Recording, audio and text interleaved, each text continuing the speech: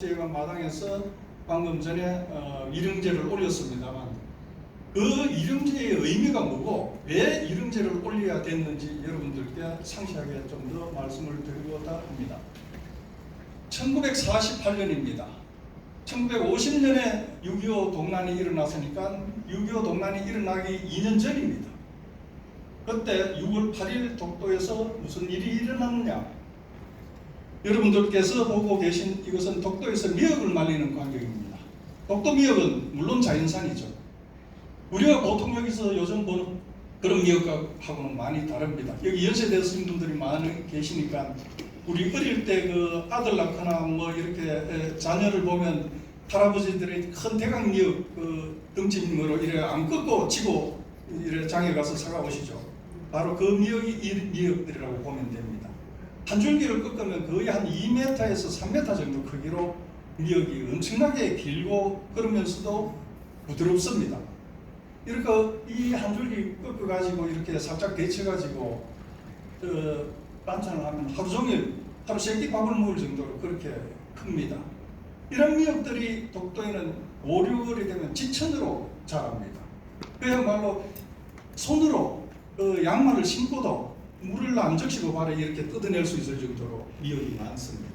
그러다 보니까 이 울릉도뿐만 아니라 우리 동해안, 저 강릉, 묵호, 평해, 영덕 이런 데 배들이 전부 독도로 미역을 따러 갔습니다.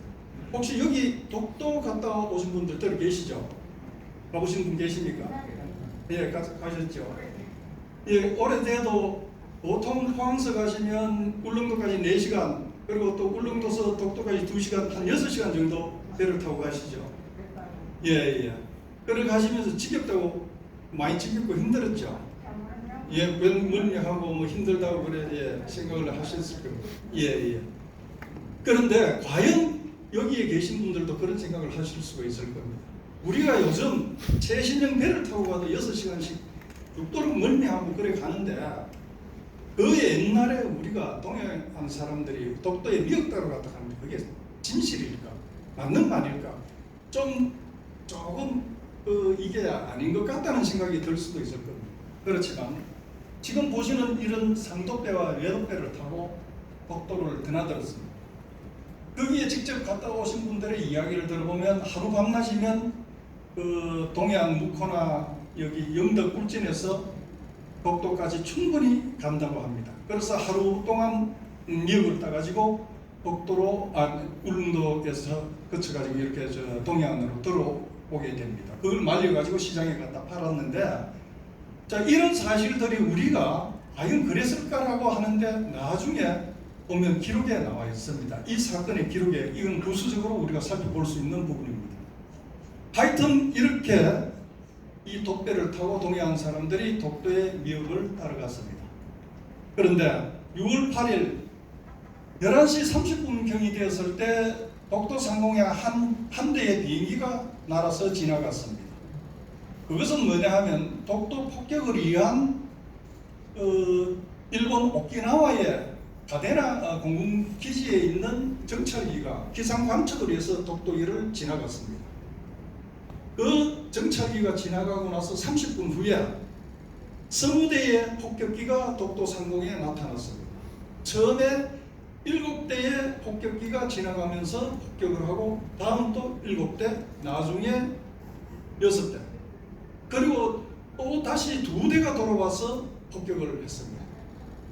이 폭격기들이 쏟아부은 폭탄이 어느 정도인가 하면 모두 1000파운드로 그러면 500kg짜리 한 발이 500kg씩 나갑니다. 우리 1톤 트럭을 생각해 보면 어느 정도인지 아시겠죠? 1톤 트럭의 절반 정도 되는 이런 폭탄을 76발을 독도 상공에서 어선들이 미역을 따고 있는 어선들을 향해서 쏟아 부어버렸던 겁니다. 그러다 보니까 폭격을 하니까 미역을 따던 어부들이 전부 바닷물로 뛰어들어가 숨거나 그러지 못한 사람들은 거기에서 폭탄을 맞아서 절명을 하게 됩니다. 당시에 이 사건은 폭격이 있고 나서 그야말로 구사일생으로 살아서 울릉도로 도망쳐온 그런 사람들, 생존자들이 그 경찰에다가 신고합니다. 와서 경찰에 신고하니까 마침 그때 서울에 있는 기자들이 그 울릉도를 시찰을 와가지고 있었습니다. 그래서 이제 기자들이 이 사실을 알고 곧바로 본사로 연락을 해가지고 이게 전국 신문으로 알려져가지고 이게 이제 밝혀지게 됩니다. 미국 뉴욕 타임즈에조차도 이 사건을 크게 다루기도 했습니다.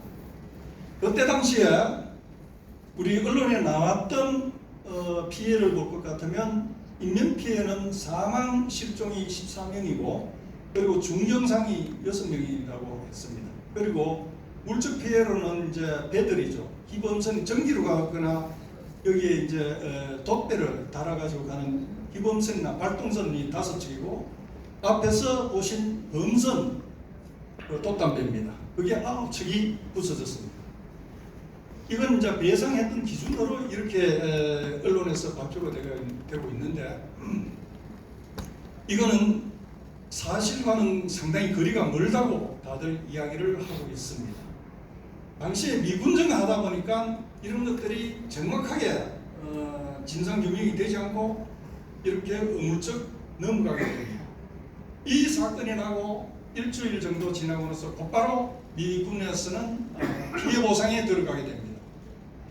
당시 피해 보상에 참여했던 사람의 이야기를 들어보면 울릉도 도동항에 군용선이 한 척 왔다고 합니다. 왔는데 그 군용선에는 미군 간부와 우리나라 관리가 같이 동승해가지고 경비원을 데리고 총을 가진 경비원을 데리고 이렇게 도동항에 왔다가 와가지고 유족 중에 대표 한 사람만 배로 올라오라고 그러더라고요. 이제 사망한 사람의 유족 중에 대표 한 사람 올라오면 그렇게 올라가니까 봉투에 돈을 주는데 이것이 사망 배상금이다라고 이렇게 주더라고요. 그래서 그것을 보고 안에서 우리는 이게 너무 작아서 인정할 수 없다, 못 받겠다 이렇게 항의를 하면 돈을 몇 번 더 넣어주고 그냥 아무 말 안 하고 받아 나오는 사람은 그걸로 끝이었다.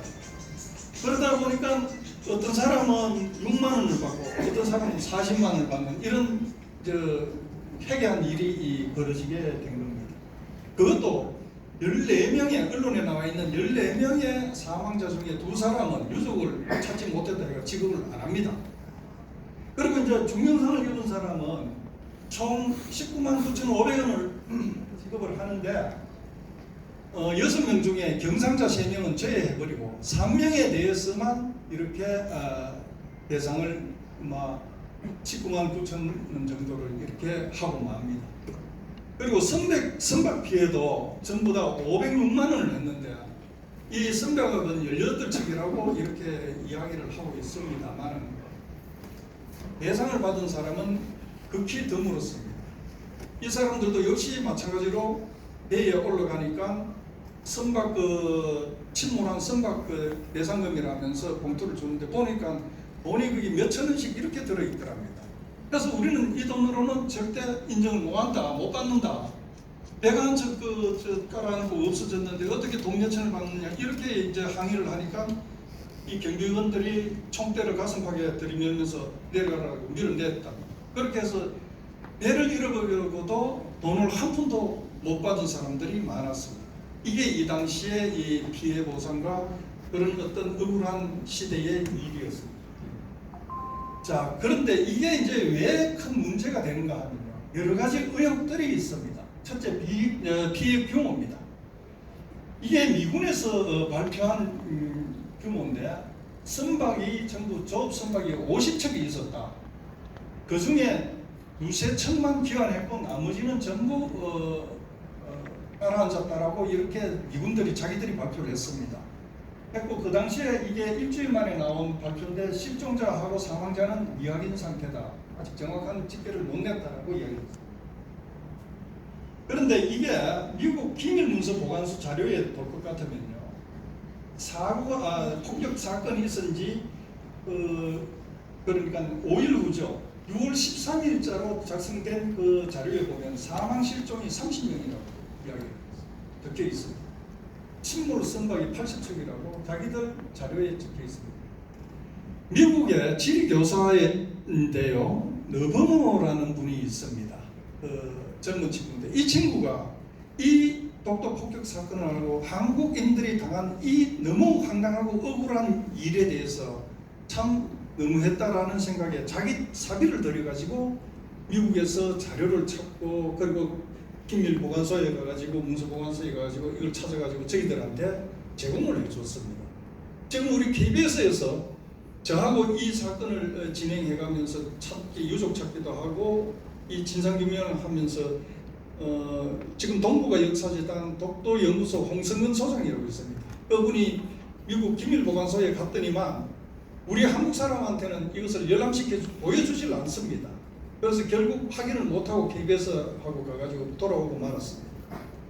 자, 그런 정도로 이게 어느 정도의 피해 규모인지도 아직 밝혀지지 않고 있습니다. 그리고 한참 후입니다마는 1995년에 울릉도에 본부를 둔 푸른 울릉독도 각국이에 바로 이 6.8 독도 폭격 사건에 대해서 가장 크게 관심을 가지고 활동을 하고 있는 단체입니다.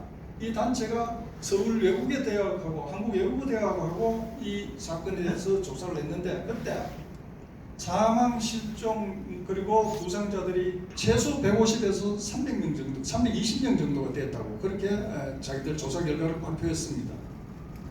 그리고 피해 선박은 약 80여 척이었다고 그렇게 자기들은 조사 결과를 내놨습니다. 그러니까 아직까지도 여기에서 어느 정도 피해가 있었는지 정확하게 아무도 모르고 있는 그런 상황입니다. 당시에 들은 이야기만 가지고 이렇게 이야기를 할 뿐이지, 이게 지금 진실이 묻혀버린 이런 사건이 되어 있는 거예요. 그리고 비행 고도의 문제입니다. 이게 왜 이제 중요하냐 하면, 미군처럼 7,000m 상공에서 폭격을 했다. 거기 연습장이니까 그렇게 했다라고 주장을 하는데, 여기에서 살아남은 사람들 이야기를 들어보면 비행기가 1,000m에서 폭격을 했다고 그럽니다. 왜 이게 중요하냐면 7,000m 같으면 밑에 어선이 있는지 사람이 있는지 못 볼 수가 있습니다. 그렇지만 1,000m 같으면 충분히 배와 사람을 볼 수가 있습니다. 사람이 그러니까 일을 하고 있고 거기에 있다는 걸 알면서도 폭격을 했다면 이거는 집단 살인 행위입니다. 이게 굉장히 중요한 사실이 됩니다. 그런데 미군은 7,000m에서 폭격을 했다라고 이제 이렇게 이야기를 하고, 또 기총소사라는 게 있어요. 뭐냐면 비행기에서 총을 가지고 배에 있는 사람들을 향해서 쏘았느냐 안 쏘았느냐, 이제 이 문제입니다. 쏘았다면, 배에 있는 사람을 비행기에서 쏘았다면 죽이고자 쏘았던 게 아니겠습니까? 그렇다면 이 역시 양민을 학살한 아주 심각한 국제범죄 행위가 된 것입니다. 이런 사실 전체를 살아있는 사람들의 증언을 들어보면요, 고성적의 경영안의 선장은 30여 척이 자기 주위에서 조업을 하고 있었는데, 자기는 폭격이 시작되자마자 바로 물속으로 뛰어들어갔고 살아남았는데, 자기 배에서 밥하던 젊은 친구인데, 김중순이라는 이 친구가 배에서 못 때려내리고 배 위에 있다가 총탄에 맞아서 그 자리에서 적사했다고 합니다. 그러니까 총을 쏘았다는 이야기죠. 그리고 이제 해양안에 그 선원 역시 이야기하기로, 배 위에 있던 김동술 씨라는 사람이 폭격을 하니까, 이 처음에 폭격할 때 어민들은 전부 이게 비행기가 별 마크가 보이더랍니다. 보이니까 미국 비행기다라는 걸 알고, 그 당시 우리나라를 지켜주는 비행기니까 반갑다고 전부 옷을 벗어가 막 흔들기도 하고 이랬답니다. 그랬는데 이 폭격을 하니까 우리가 한국 어민이다라는 걸 나타내려고 그 배에 꽂아놨던 태극기를 빼들고 막 흔들었답니다. 흔드는데 바로 총을 쏘아가지고 죽여버렸다고 합니다. 그래서 그렇게 증언을 하고 있습니다. 그리고 장학상식 울릉도 선원인데, 이 사람의 증언을 들어볼 것 같으면요, 비행기가 약 1,000m에서 이렇게 폭격을 하다가 점차 고도를 낮춰가지고 거의 500m 가까이까지 나중에 내려와서 폭격을 했다고 그렇게 증언을 했습니다. 이 사람 증언은 이제 그 폭격이 끝날 즈음에 해가지고 막 그야말로 이 피바다가 되어 있는 독도 앞바다에서 부랴부랴 세 사람이 이제 배를 몰아가 울릉도로 달아났답니다. 달아나고 있는데 뒤에서 따라오면서 비행기에서 총을 쏘아가지고 세 군데 배가 구멍이 나가지고 그 구멍난 배전으로 물이 막 쏟아져 들어오니까 옷을 찢어가지고 틀어막아가 그래서 겨우 울릉도로 도망쳐 왔다면서 그때 배전에 떨어져 있던 총알을 주워서 경찰에다가 제출하고 신고를 했습니다. 그런데도 미군은 여기에 기총소사는 없었다고 그렇게 주장을 하고 있고요. 역시 공도 없이 역시 이분은 팔을 한쪽 잃었습니다. 이 당시 북격 사건으로 이분 역시 이야기하는데 비행기가 낮게 날아가지고 총구를 내밀고 있는 것을 눈으로 볼 수 있었다라고 이렇게 증언을 하고 있습니다. 자, 이런 이야기들이 지금 이토록 중요할 수 있는 것은 그야말로 전쟁 시대도 아닌 평화의 시대예요. 평화롭게 그야말로 미역을 따고 있던 우리 어선들, 어민들을 향해서 폭격을 하고 총격을 당한 이 사건은 단순한 하나의 오폭이 아니라 잘못된 실수가 아니라 의도되고 계획된 집단 살인행위다라는 것이죠. 지금까지 우리는 미군의 그리고 미국의 영향력 하에 있다 보니까 이런 사실을 절대 입 밖에 낼 수도 없었고 말하는 것을 금기시했습니다. 그러나 이 문제는 우리가 독도 문제와 함께 풀어야 될 가장 긴박하고 심각한 문제라고 생각합니다. 그리고 독도 문제를 해결하는 열쇠라고 저는 생각을 하고 있습니다. 그렇게 폭격 사건이 나고 2년 후에 1950년 6.25 동란이 나기 직전에 경상북도에서 조재천 도지사가 이들 어민들을 일용한다는 의미에서 독도에서 독도 조난어민 일용비라고 이래 모호한 비석을 세웠습니다. 조난이라고 하면 우리가 흔히 바다에서 자연재해로 해서 어떤 사고가 나는 것을 조난이라고 합니다. 그렇지만 이것은 분명히 인명을 살상한 폭격 행위입니다. 그런데도 그렇게 쓰지 못하고 조난어민 일용비라고 이렇게 세웠습니다. 그런데 이 비석을 세워뒀는데 독도 동도 해안에 세워뒀습니다. 그런데 사라오 태풍 때 비석이 사라져버리고 말았습니다. 그래서 2005년에 경상북도에서 다시 광복 60주년을 맞이해가지고 지금의 이 비석을 세웠습니다. 세워놓고 보니까 옛날 비석, 이 비석입니다. 이 비석이 독도 동도하고 수도 중간에 그 바닷속에 빠져가 있는 것을 다이버들이 들어가가지고 확인을 해가지고 그렇게 건져내게 됐습니다. 건져내가지고 이 비석을 과연 어떻게 처리할 것인가, 다시 그 자리에 갖다 세워야 된다. 나중에 세운 것을 없애고 이제 이런 논란들이 많았습니다. 그렇게 논란 끝에 결국은 이 과거의 비석은 지금 울릉도에 있는 안용목 전시관에다가 갖다가 안치해두고 있습니다.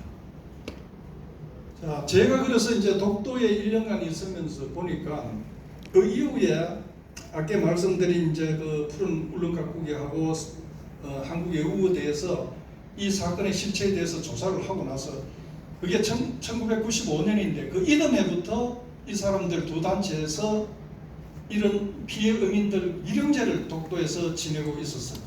그런데 이제 제가 있을 때 보니까 지금 일용제를 지내는데 두 분께서 이렇게 어깨에 매는 색 가방에 이렇게 재물을 뭐 사과 배하고 이렇게 조금 넣어가지고 두 분이 이렇게 지내고 있어요. 제가 보기에는 참 물론 이분들 자기들 그 단체에서 돈을 내가 지내는 겁니다만 너무 초라했습니다. 이것은 아니다. 뭔가 이 사건의 실체를 밝히고 이 어민들을 본격적으로 위로하고 일용제를 지내야 된다라는 그런 생각을 했습니다. 그래서 제가 독도에 1년 있다가 나오고 나서 이 문제를 해결해 보려고 백방으로 쫓아다녔습니다. 그렇지만 이 돈이 들어가야 되는 문제고 해서 해결하기 어려웠는데 그 이후에 제가 경상북도의 독도정책관실에 근무를 하면서 위에 분들한테 설득을 해가지고 4천만 원 예산을 확보를 했습니다. 그래서 이제 이 4천만 원을 가지고 첫째 독도 이 폭격 사건의 유족을 찾자. 유족이 있는지 없는지도 그 당시로서는 알 수가 없었습니다. 유족을 찾자고 해서 그래서 아까 말씀드린 독도연구소 홍성근 소장과 제가 동해안을 샅샅이 뒤졌습니다. 그러다 보니까 울진 온양리라는 곳에서 한 마을에 세 가구가 하룻밤에 같이 제사를 지내는 집이 있었습니다. 6월 8일 날. 그 집이 바로 울릉도에 독도에 갔다가 폭격을 당해 죽은 그 유족이었습니다. 이분이 과거 울진군 온양리에 사는데 이장을 지냈습니다. 박용길 씨라고.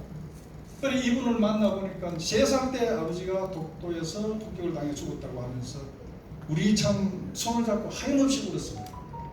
그래서 이분이 내놓은 호적부를 보니까 그렇게 적혀 있었습니다. 박춘석 씨인데 그때는 이 강원도 울진군으로 되어 있었습니다. 행정구역이 강원도 울진군으로 되어 있고 여기에 보면 독도, 동도, 삼백 미돌이라고 되어 있습니다. 한문으로 미돌.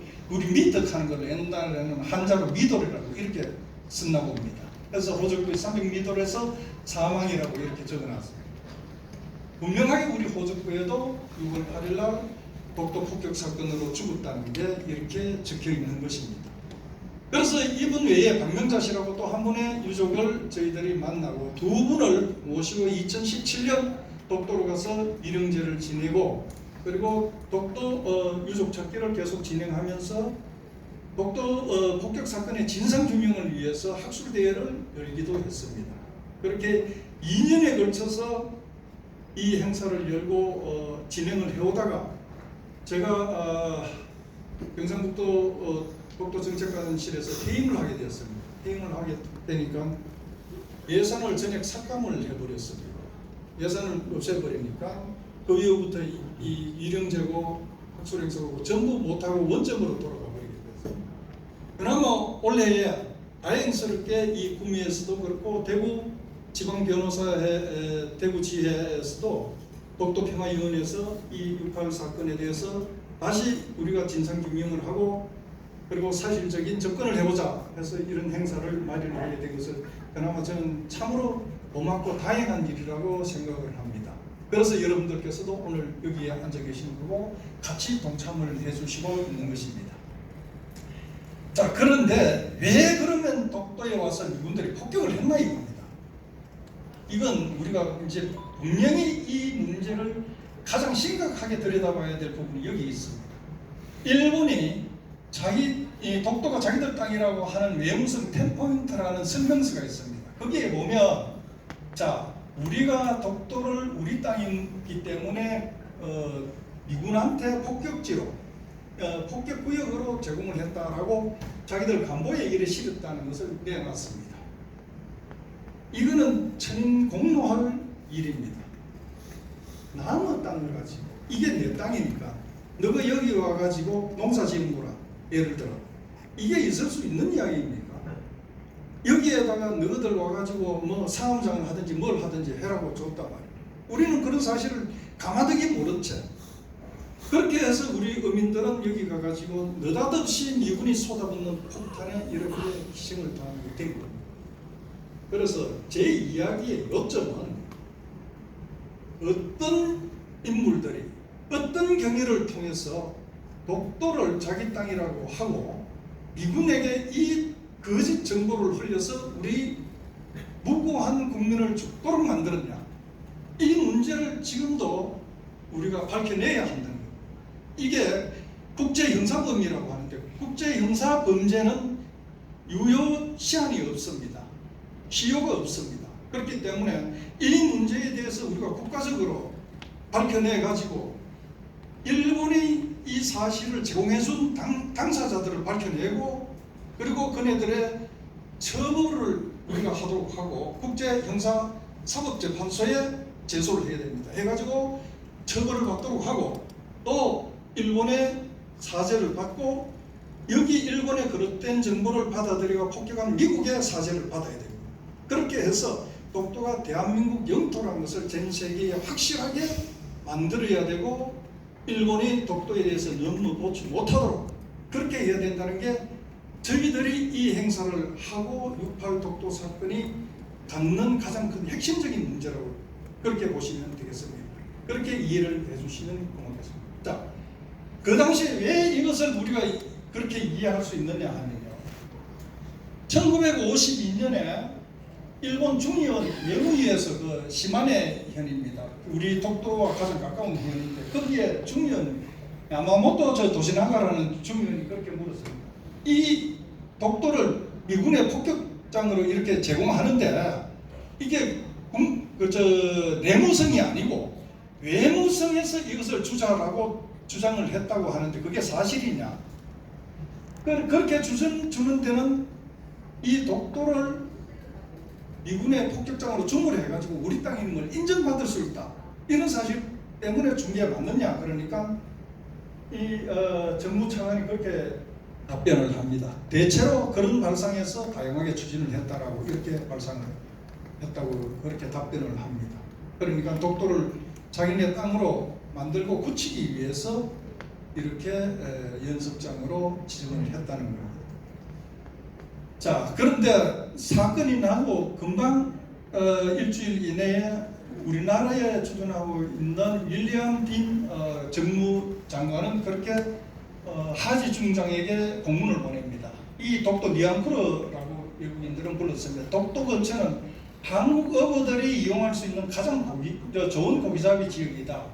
여기는 그들 가족의 생계에 중요한 원천이 되고 있다.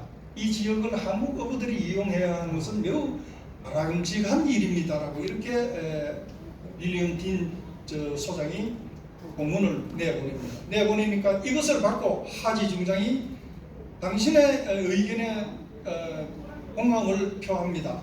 그 지역은 한국 어부들이 여러 행위를 해야 하는 중요한 지역임을 인정합니다라는 공문을 다시 내려보냅니다. 그럼에도 1953년 3월 5일이 되었어야 이 미군 폭격지 지정이 해제가 됩니다.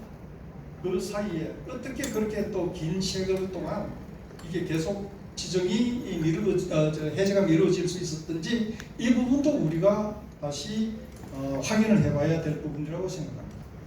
그래서 저는 이 사건 독도 폭격 사건의 진상을 규명하고 앞에서 말씀드린 대로 일본과 미국의 어떤 짬짬이로 해서 이 불량국으로 지정됐는지 그 경위를 밝히고 또 미국과 일본의 반일륜적 행위를 그야말로 국제사회에 알려가지고 책임을 규명하고 그리고 미국으로 하여금 일본이 독도를 넘보지 못하도록 하는 지렛대 역할을 해야 된다. 이 사건이 바로 그 핵심이 된다라고 저는 생각을 합니다. 그래서 오늘 여러분들께서 이 독도 6.18 사건이 그냥 한 번의 폭격의 문제가 아니라 독도의 전체를 아우를 수 있는 중요한 사건이라는 걸 아시고 여러분들 잘 아실 겁니다. 6.25 동란 때 생겼던 중국 옥천에서 생긴 노건리 사건, 그 옥천 산굴다리 아래에 피난해 있던 피난민들을 미군 폭격기가 폭격해서 다수의 어린이와 부녀자들이 사망한 사건입니다. 이것은 6.25 동란 중에 있었던 사건인데 여기에 대해서 미군의 오폭에 대해서 책임을 지라고 우리 정부가 전 민간단체에서 요구를 하고 있습니다. 그럼에도 앞에서도 누누이 말씀드렸지만 평화시에 생긴 이 사건에 대해서 우리가 입을 닫고 있어서는 안 될 걸로 생각합니다. 노건리는 이 사건에 비하면 물론 이렇게 비교를 해서는 안 될 겁니다만 전혀 성질이 다를 수 있습니다. 전쟁 중이냐 아니냐의 문제인 것입니다. 그러니까 이 사건은 우리가 언제까지나 해결되고 우리 국민들이 모두 관심을 가지고 앞으로 참여해서 그렇게 이 문제 해결에 동조해야 된다고 생각을 합니다. 자, 이렇게 해서 우리 독도가 영원히 평안할 수 있었으면 하는 바람입니다. 끝까지 경청해 주신 여러분 감사합니다. 고맙습니다.